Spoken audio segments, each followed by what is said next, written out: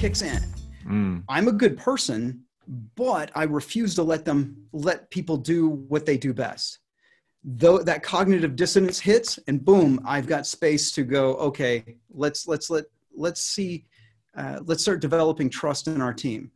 Let's start doing the steps so that you, the entrepreneur, can trust your people to do what they do well. And but if I can't break that identity of entrepreneur has to be in charge of everything, if I can't break that, then there's no hope of them ever growing from that point on. So I found something that breaks the identity is anytime they have to admit that someone else is a terrible person inside their business, and almost no one will do that. So then it makes them question the choices that they've made. That's a great question to ask ourselves. And, another way I've seen this happen for entrepreneurs is they just have some health crisis or some other crisis that's a terrible way to do it. Change. Well, there was someone I know, I think he had a liver transplant, and he was going to be in hospital for months. I mean, I'm glad to say he survived, but he just had to let the team take over. And I was reading the other day, Arianna Huffington of the Huffington Post. She was like doing the traditional entrepreneur, working all the hours she could, traveling nonstop. And she had a, terrible health crisis. And they couldn't find out what was wrong with her. Eventually, she just figured out she was overworking, and she needed to do what you're saying, to cut back. But a lot of entrepreneurs do take that health crisis way of dealing with this. And what I've seen from anyone who has a health crisis, as soon as the crisis is over, they go back to the way things were, because it's comfortable. Well, that's not helpful. It isn't. So I've talked with a lot of entrepreneurs, and there's that mental game of, well, what would my business have to be like if to keep running if I get incapacitated? So say I have a heart attack, or I get hit by a bus, or as some friends in the Philippines say, if I get hit by a jeepney, which is actually, if you're in the Philippines, there's a good chance that's actually going to happen. I would say. Right. Yes. So what happens if I get hit by a bus and I get hospitalized for months? I'm in traction, and there's just no way I'm going to be able to work. How does this thing keep running? Well, as a mental exercise, it sounds rational, but it has no emotional impact. No one does it. No one goes, you're right. But when they do have a bus accident happen to them in their lives, they have to do it. They don't have a choice. Whether they're emotionally attached or not, they don't have a choice. They just do. And if there was a way for people, and I've tried that tactic in my coaching, and there's no way to gain that emotional impact of what happens if you are completely incapacitated. And a lot of people just don't get emotionally connected to that. So I try to maybe you should start using tear gas in your client sessions. Oh my gosh, that would be do it just like the military does. Stick you into a dark building, tear gas you, make you do exercises in the tear gas, and then solve a problem. Yeah, I should do that. I don't think anyone's going to sign up for that though. Oh, you never know. I mean, there's some of these coaches out there. I'm forgetting the guy's name, but he does this kind of men's boot camp thing. Oh, Garrett J. White. Garrett J. White. That's got to be Garrett J. White. Yeah. Oh, yeah. Yeah, and he manages to get people to pay him gas. 5 figures. Do we know that? Maybe. You never know. But he certainly makes them do some pretty intense team activities, I think. Oh, yeah. Oh, yeah, definitely. Because you can get into an emotional state. Tony Robbins, he starts off all of his events trying to get the audience, especially, he's got like thousands of people in the audience, and trying to get them into an emotional state that allows them to be receptive to the actual message, so that they can actually get behavioral change. And until people can have that happen. And in my coaching, things are quite a bit more sanitized because we're having these conversations and I try to connect to their emotions. But what I found is that it's easier for me as a coach to get entrepreneurs to do something because they're doers. Give me something to do. So I'll give them something to do in their business. And in the act of doing it, it causes them to have to change who they are. And if I tell them, if you do this thing, you're going to change who you are, they're not going to do it. They're going to resist it. So I just tell them, hey, this needs to be done in your business and it'll improve your business. They go do it. And then over the course of several months, they end up different people because the things that they've done translate into results that require them to be different people. And they move into it without knowing that that's what's happening to them. That's a very clever way to do that. It's almost like, if you're dancing with someone and they start dancing a different set of steps, you have a choice. You're either going to follow them and do the new steps, or you got to stop dancing. So by giving people that exercise, it's forcing them to train their it's not quite muscle memory, but it is quite a low level thing we have in the way we run our businesses. Oh yeah, we have a worldview, our perspectives, our beliefs, and even if we can't articulate any of those things, they all translate into end result.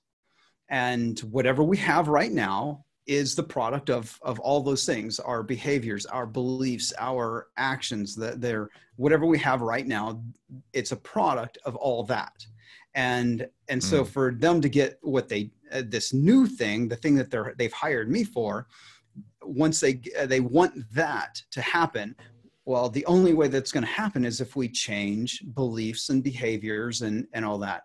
But people are so resistant to change that it's easier to kind of trick them into changing by tapping into their natural inclination to do. I give them an activity that is designed to change their behavior and give them the result that they're after. When those two things occur, then all of a sudden they go, oh, I see what you did there. You got me, right? I got exactly what I want. And I am a different person today than I was when we started. And if you would have told me I had to change, there's no way I would have done it. So you mentioned earlier, a lot of entrepreneurs don't pay attention when they get a health crisis and they don't change. I'm going to put out there that maybe when we have a health challenge, there's actually a message from our higher self that there's something in our life that needs to change. And maybe in our business, when we have a business crisis, maybe that health crisis is a message that we need to do something in our business. So what are your thoughts on that? I think it's it's like the emergency brake. Health crisis is the emergency brake. Can I use profanity on the show? Or not? Of course. Okay. Yeah. So you have fucked up for a long time. That is what you've been doing. You've been fucking up for a long time, and then your body says, "This is it. This is it. You either stop or we die." And that's what the health crisis is. You have been doing something wrong. You have been not listening to who you are. You have pushed down, you have tamped down who you are to such an extent that your body starts to kill itself. And that's what I try to prevent. I work with a certain group of entrepreneurs. They're not in the beginning stages. They're not startups. They've been in business for a few years. They're making some money. And they're wanting to grow really big. Well, what happens is if they just go the standard route, they're going to do like everyone else did. They're going to be a 55-year-old guy with 3 divorces, two triple bypasses, and kids that hate them, right? That's what they're going to become, because they're going to stop listening to who they are, and they're going to destroy everything in their lives for something misplaced. And so that's what that health crisis is. That health crisis is simply the emergency brake. This is your last stop. We stop now, or that's it. That's it. That's a great metaphor. The health crisis as your body or your intuition or your higher self trying to give you a message. And I think there's some often steps prior to the like, hey, we're pulling the emergency brake here and we're getting out of this body. Usually there's like some nudges on the brake that happen before that. Long before it. Yeah. Yep. But you get into this habit, this behavior of pushing it all down. And because you don't get to multiple divorces, you don't get to multiple heart attacks, you don't get to those stages in life without having not listened to yourself for a long time. Something's come up, like your first heart attack. Well, why didn't you listen then? Wasn't that big of a deal, right? Doctor fixed me up, got me back out there. Oh, your first divorce. Oh, why didn't you listen to that? I was busy, right? We grew apart, or whatever your excuse is, right? You tamp down who you really are for this other thing. And in a lot of cases, I've worked with clients who said, well, the reason I'm trying to build what I'm building is because of my family. Like, then why are you neglecting your family? That doesn't make any sense. You are actually harming your family so that you can help your family. That doesn't make sense at all. So how about we find a way to give you the life that you want, the one that you're dreaming of, without the harm? Because it is possible. We can do that. We just can't do it with you shoving down who you really are, hiding who you really are from the world. We can't do it that way. Yeah, I mean, I think the time is over for people hiding their true selves. And it's just not smart marketing or business sense to cover up who you are. People are going to pick up on you covering yourself up and wearing a mask. So eventually, I think some good marketers are, as what Seth Godin wrote the book, All Marketers Are Liars, is basically true. That all marketers are able to lie quite well. Yeah, I think there's some truth in that. I'll write that quote down. But I'm not sure that Seth himself is disingenuous. He seems pretty genuine whenever I've read his stuff. Well, it's not meant to be that way. It's the fact that what we portray, and so I'm not a big believer in authenticity. I think it's something that is more of a buzzword. It's something that you can't really implement in the real world. I'm more of a I'll be able to get the quote right, but I'm more Shakespearean in that we wear multiple masks depending on what act we're in. If we're in Act 1, we wear one mask. If we're in Act 2, we wear another. I think that's something that we do. It's a protective. It's both protective and also self-serving, and not self-serving. It actually gains us benefit, because when a salesperson develops rapport with this person that's a complete stranger, if they develop rapport with that person, that whatever thing, body movements and things like that, they mimic in the other person. It's proven that if you mimic the other person's behavior, they will trust you. And so you do so because you can sell them something. If you are congruent as a human being, you're selling something that actually benefits that other person. You're not giving them something that harms them or is just a detriment in some way. So if you truly believe what you do is helpful, then you need to find as many ways to sell that as possible so that you help as many people as possible. And sometimes that requires putting on the mask. And in the case of a salesperson, the mask of rapport. We need to be able to resonate with the other person who's a complete stranger. So we have to find different masks to wear throughout our day, but it should still be your face, right? Maybe it's slightly different. Even in podcasting, I've said this. When I first started podcasting, you mentioned the Foolish Adventure Show. I was terrible, like literally terrible, a terrible podcast in the very first episodes, until I realized if I was going to do this and I really wanted to do it well, then I needed to learn how to put on a character. People were listening to that show, not just for education, but also for entertainment. If I couldn't keep somebody's attention, then they would never get the education. So I had to stop being me, and I had to be me plus one. I had to add a little extra. I had to put on a mask of the guy who's not an introvert. I had to put on the mask of this is excited Tim. This is hey, this is important stuff, right? Change my volume, change my pitch, change my tone, right? I had to learn all those different things. And that's not who I am in my daily life. That's not how I behave. I don't talk like that.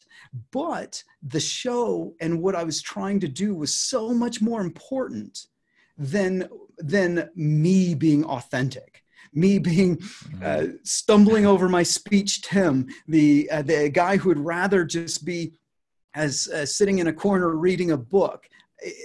That's who I would have rather been. But if I was going to do something important, I had to put on that mask. I had to put on the mask of Foolish Adventure co-host. Had to do it if I was going to do it well.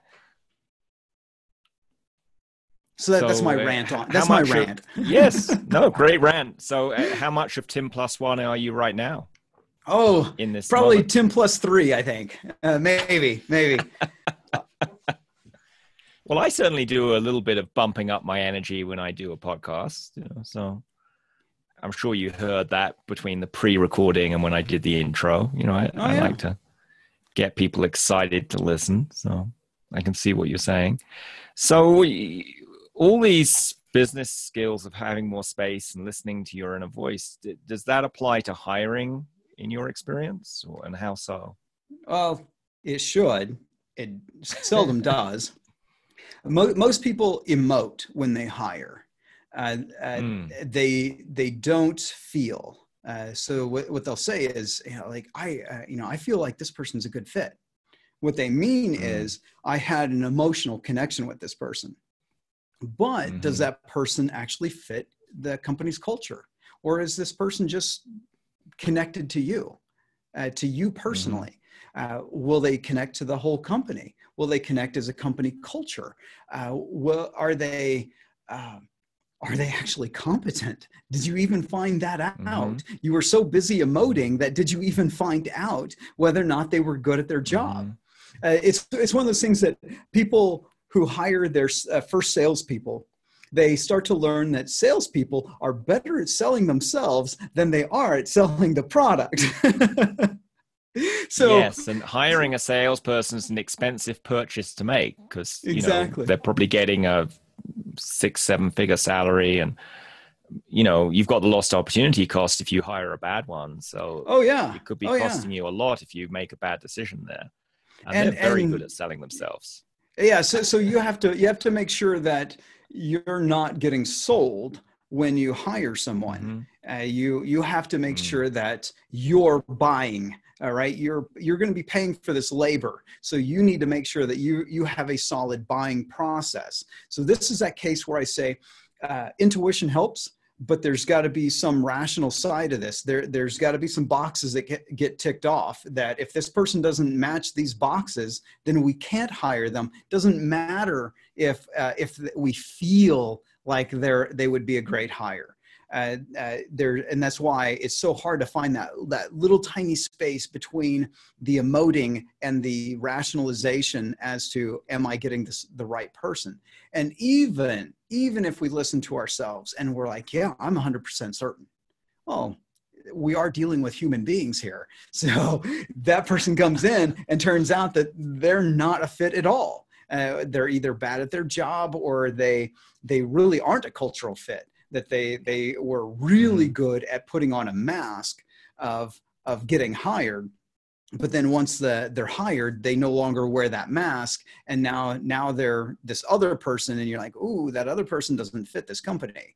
That happens a lot. Well, and that's why in hiring, if you can get other people in the team to interview them or take them out to dinner or do other things where it's the longer someone has to hold a mask in place, the harder it gets to keep it consistent. And yep. If you've gone down that interviewing path, it's worth spending more time with people, even paying them to do a trial, piece of work where you pay them to do a day or two of work and see how because they can't keep that mask up forever. Nope. No. I've had one client recently, and he was, he had that as a process even before we started working together, where he would hire people in the process. Everybody in the company got to talk to that person, a small team. And then he and his business partner would go out to dinner with that person and their spouse or significant other. And they would have dinner with them, talk about everything other than business. And, and then every so often we talk about business, right? So we need to know who you are as a human being and before we bring you into this company. And I think certain people like that. They would love to work at a company that cares about them as a human being and not as just another employee. But then there's other people that would be like, I don't want to do this at all. How about we just go through a hiring process? We don't talk, let me just stay behind my computer, let's not go to dinner. There are people who would be completely turned off by that process. Maybe you don't want those people in your company. Maybe you do. Right. Maybe that bias is preventing you from having great people in your company because you're too busy trying to overcome their introvert nature to find out who they really are. I mean, related methods I've used and I've heard other people use is see how they interact with other people. If you have a receptionist or someone else of supposedly lower status, how did they interact with them when you weren't around? And get their feedback. Another trick, I forget who was telling me this, but it was a company that had a CTO that was a woman, and she was interviewing developers, technical people, but they deliberately put an older white male in the back of the room, and he said nothing. But if the person started answering the question to the older white male instead of the person who was actually hiring them, that was a clue that they didn't quite get the culture in this company. Interesting. I would have engaged with the other person in the room, not because of status, but because I like to include people into conversations. Sure. So well, I think that's fine. I would probably fail that one. I'd probably fail that one because I would be doing this one thing, but their perception would be that, I'm not actually answering this person, as opposed to trying to include people. It's like, you're here. Well, let's get you into the conversation too. Right. So I think that's different though from totally ignoring the person who was asking you the questions. Definitely. That is one of those, one of those areas that some people don't even realize that's what they're doing. And they've been trained, as a lot of people have just simply been trained to do it. This level of deference that where it's ingrained into us. If you go through public school system, it's hammered into you, deference to anything perceived as an authority figure. So that person may not actually be intending to slight the person that they're speaking to, but are feeling so uncomfortable that they're not addressing the perceived authority figure, right? So even in those hiring practices that are supposed to elicit some form of bias from their interviewee, a lot of times puts forth their own bias. Their own bias masks what's really happening in that situation. So the shorten up that whole thing. Too long didn't read. Hiring's tricky. It's crazy tricky. There is no secret sauce to hiring people. I've studied this. I've looked at all sorts of hiring practices. I've interviewed companies that do like interview training and all that stuff. And it's a big guess. That's exactly what it comes down to. Do you like the person? Are they competent? Hire them. If they're not competent and you don't like them, don't hire them. It eventually comes down to that. There's things you can do to try to get a better fit, but ultimately, much like marketing, it's a big guess. We don't know until we put the person into a real situation. We never really know who that person is until they're in the real situation. Much like the military training, they try to get you prepped for war, but no one is prepared for war ever. You read all the accounts of people who have been in combat. Did your training really prepare you for this? Well, not really. Not really. No. Yeah, I had some idea of what I needed to do, but the reality was, when bullets are flying, your instincts kick in far more so than probably your training, and so people find out who they really are under real world conditions, not in simulated conditions. Yeah, I think there's a lot of truth in that, and there's a pretty interesting article on hiring you may have read by Joel Splotsky. He wrote a guerrilla guide to interviewing. It's been through a few versions, pretty famous in the tech world. But one of his things is, if you have multiple people interviewing, and if anyone has any gut feeling that this is not a hell yes, then just go on to the next candidate, because you know, the chances are your intuition is trying to tell you something. Potentially. Yeah. I think we have to separate out I would never relegate one person's opinion into it. If you don't get like a unanimous hell yes on a person, it could be simply that person just doesn't connect with that person, and how important, especially when you get into a company that's 50, 100 people, how well they connect with other people in the company gets trickier and trickier.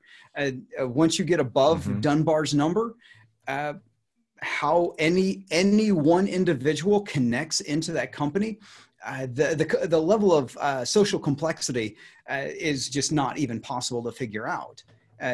So Dunbar's number's about 150, the number of people you can interact with socially. Right, where you can know them, and with modern society, Dunbar's number's been screwed up for a long time, because we're inundated with celebrity gossip and all this other stuff in our brain. Trying to fulfill Dunbar's number is sitting there going, oh, I should pay attention to that celebrity because I feel like I know that person. Because you see it so much, and it tricks the brain into taking up one of those important 150 slots and giving it over to celebrity gossip. It's ridiculous, but another reason not to watch reality TV or pay any attention to the news or anything like that. Right. But that Dunbar's number is interesting because, first of all, it suggests if a company grows beyond a certain size, it needs to split up into separate units or divisions. And a lot of organizations do that. The manufacturers of Gore-Tex, even I think they've been around before.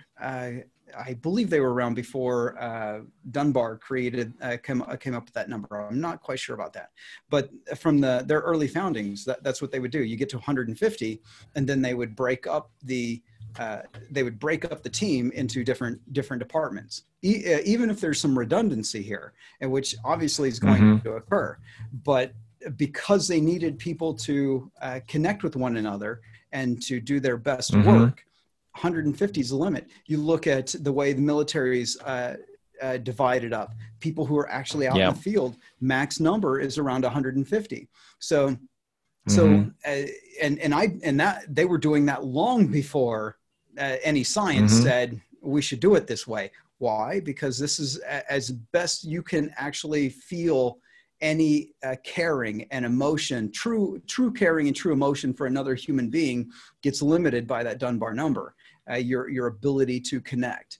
And so if you're in a war, you really need to be connected to these other people because you're their lifeline and they are yours. And in work, a lot of work environments just don't do that. They don't try to help greater connection between their people. Well, maybe there's some lessons from the military that can be applied to entrepreneurship. Oh, there definitely intuition. Is. Yeah, there definitely is. Just don't take the one about the killing other people. Yeah, let's skip that one. Yeah. Only in the direst of situations. And I did want to say earlier, I think there's a difference between the emoting and the intuition. And I think that's what you were getting at. There's this kind of small slither of info between rational mind and emoting that might be giving you other information.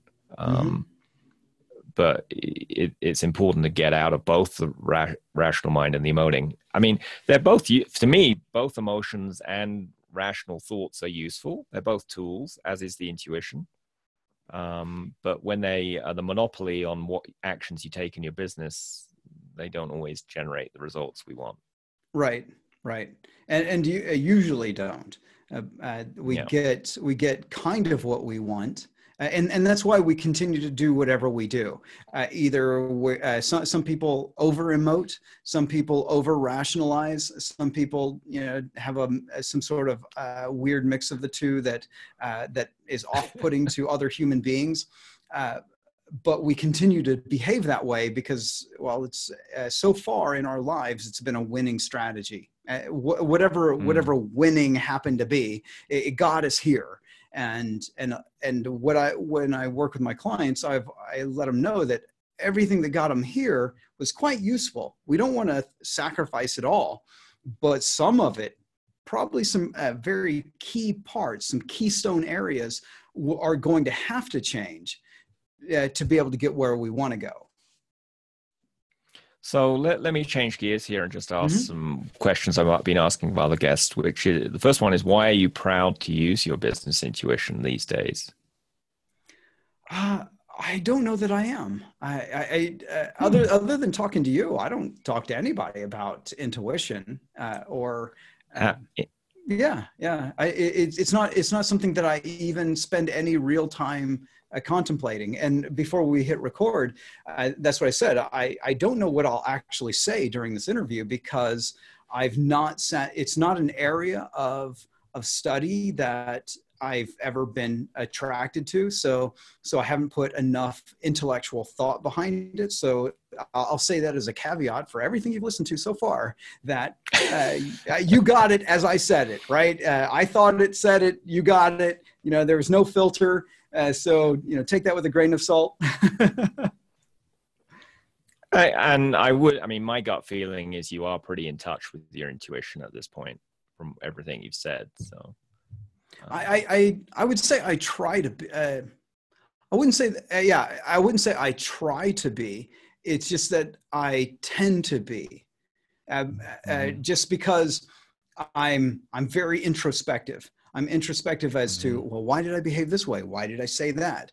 I'm also a very emotional person, and will have an emotional outburst of some sort, and good, bad, whatever, angry, sad, happy, whatever that is, and then be like, well, why? What triggered that?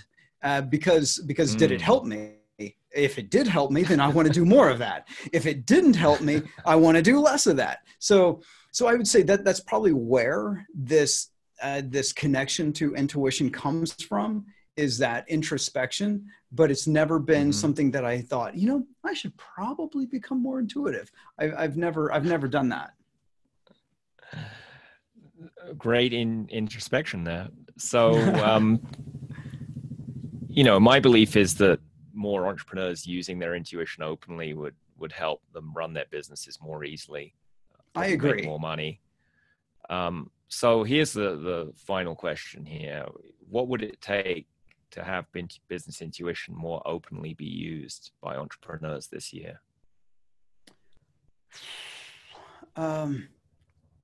Wow. A level of vulnerability that people aren't comfortable with. We're mostly because we're not accustomed to it. There's a lot of vulnerability in all human cultures. Tends to be exploited.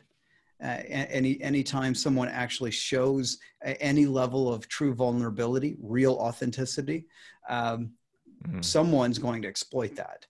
And I think that fear of exploitation is going to prevent people from becoming vulnerable enough to actually start listening to themselves. Can you find a group of people to engage with where you can learn to be you? And maybe just learn to be you by yourself. Learn how to be vulnerable by yourself. That might be that's definitely the best place to start, is learn to be vulnerable with yourself. When I said about our words inform our thought, a lot of times we choose words to protect our own ego. We'll think a thought and go, let me change the words on that. And that way we protect that ego. What I say is, no, go back to those original words. What were those words that got your ego to go, oh, hey, we need to back off? That's probably the place to start, is figuring out how to listen to that. And then you can, an actual voice, that voice in your head, if you can listen to that one, the real one, the one that you don't mask, if you can start listening to that, then you can start listening to your intuition. Those are words of genius there, Tim. So, and what it occurred to me while you were saying that is the ability to be vulnerable with myself requires me to be self-kind and not have all that self-judgment thoughts that often we have rattling around our head that we picked up in school or from parents or earlier jobs or the military or wherever. Right. So yeah, we have to learn that we're our best ally. We can, and I've worked with some guys that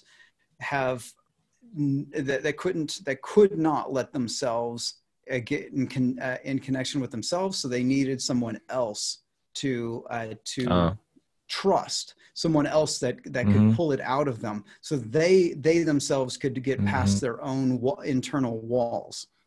Once they were able to do that, then they could do it themselves. But some people are so walled in that they need someone else to help them through it. And I think like a show like this is really helpful for people to start tearing down some of those internal walls that they built that prevent them from being who they really are, prevent them from being intuitive in their business, because they are trying.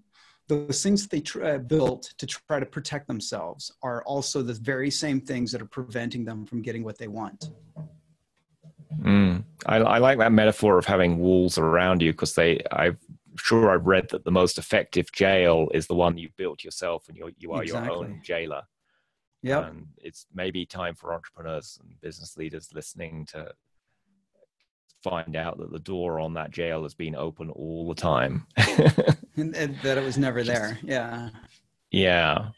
Well, great talking to you. If folks wanted to find you online, what are some good ways to do that? Easy places. Just my name, Tim Conley, Conley. So timconley.co. Going to Tim Conley on Twitter. Those are easy places to find me.